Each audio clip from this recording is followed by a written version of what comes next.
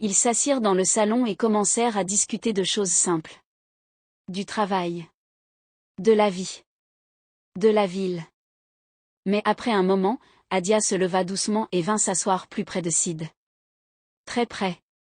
Sid sentit immédiatement que quelque chose n'était pas normal. Adia le regarda droit dans les yeux. Puis elle murmura doucement.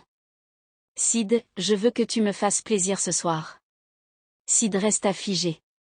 Il ne comprenait pas ce qu'il venait d'entendre. Madame, vous êtes la mère d'Ève. Adia répondit calmement. Et alors? Le cœur de Sid se serra. Il se leva immédiatement. Non. Je ne peux pas faire ça. Sans ajouter un mot de plus, il quitta la maison et partit dans la nuit. Mais en rentrant chez lui, Sid savait déjà que cette histoire n'allait pas s'arrêter là. Quelques jours passèrent après la première visite chez Adia. Mais Sid n'arrivait pas à oublier ce qui s'était passé ce soir-là. Les paroles de la mère d'Ève tournaient encore dans sa tête. Il essayait de se concentrer sur son travail à l'atelier, mais son esprit revenait toujours à cette situation étrange. Puis un soir, son téléphone sonna encore. C'était Adia. Sid hésita avant de répondre. « Bonsoir Sid, dit-elle calmement. J'aimerais que tu viennes me voir encore une fois. Nous devons parler. » Sid refusa d'abord. Mais Adia insista longuement. Finalement, Sid accepta de venir, pensant que cette fois il pourrait simplement clarifier les choses. Lorsqu'il arriva à la villa, Adia l'attendait déjà dans le salon. Mais cette fois, quelque chose était différent. Sur la table, devant elle, se trouvait une grande valise noire. Adia ouvrit lentement la valise. À l'intérieur, il y avait des piles de billets parfaitement rangés. Elle regarda Sid. 50 millions. Sid resta silencieux. Adia continua calmement. Une seule nuit avec moi, et cet argent est à toi.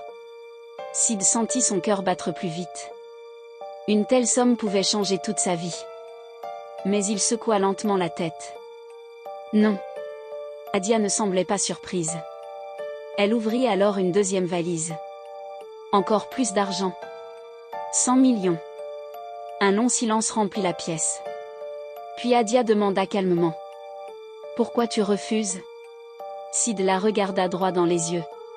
Sa réponse fut simple. Parce que j'aime votre fille. Et sans toucher un seul billet. Sid se leva et quitta la maison. Après ce soir-là, Sid rentra chez lui avec l'esprit complètement troublé. Il ne savait plus quoi penser. La situation était étrange, presque irréelle. Pendant un long moment, il resta assis sur son lit, regardant son téléphone. Finalement, il décida d'appeler Ève. Quand elle décrocha, Sid lui raconta tout. La première proposition de sa mère. Les appels. Les valises d'argent. Le silence s'installa au téléphone. Ève ne parla pas pendant quelques secondes. Puis elle dit calmement. D'accord, on en parlera quand je rentrerai. 2 semaines plus tard, Ève rentra des États-Unis. Elle invita immédiatement Sid à venir à la villa. Quand Sid arriva, Ève et sa mère Adia étaient déjà assises dans le grand salon. L'atmosphère était calme. Mais Sid se sentait nerveux. Ève le regarda, puis sourit. Sid, tout ce qui s'est passé était un test. Sid resta confus. Il regarda Adia, ne comprenant pas encore. Adia prit alors la parole. Notre famille possède une immense fortune. Elle continua. Beaucoup d'hommes ont essayé d'entrer dans notre famille uniquement pour l'argent. Avant toi, 15 hommes ont échoué. Ève se leva et prit doucement la main de Sid. Mais toi, tu as choisi quelque chose de plus important. Tu as choisi l'amour. Adia se leva à son tour et regarda Sid avec respect.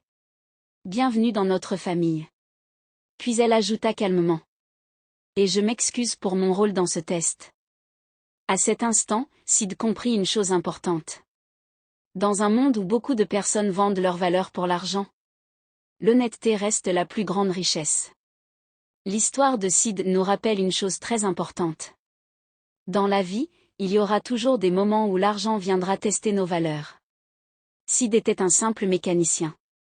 Il n'était pas riche. Il avait même souvent du mal à joindre les deux bouts. Quand Adia lui a proposé 50 millions, puis 100 millions, beaucoup de personnes auraient probablement accepté sans réfléchir. Mais Sid a fait un choix différent. Il a choisi le respect, la fidélité et l'amour qu'il avait pour Ève. Et c'est justement ce choix qui a prouvé qu'il était un homme digne de confiance. Parfois, l'argent peut donner l'impression de résoudre tous les problèmes. Mais comme le montre cette histoire, la vraie richesse ne se trouve pas toujours dans les valises d'argent. Elle se trouve dans les valeurs que nous décidons de protéger, même quand la tentation est grande. Parce qu'à la fin, ce ne sont pas les millions qui construisent une vie solide. Mais l'honnêteté, la loyauté et le respect des autres.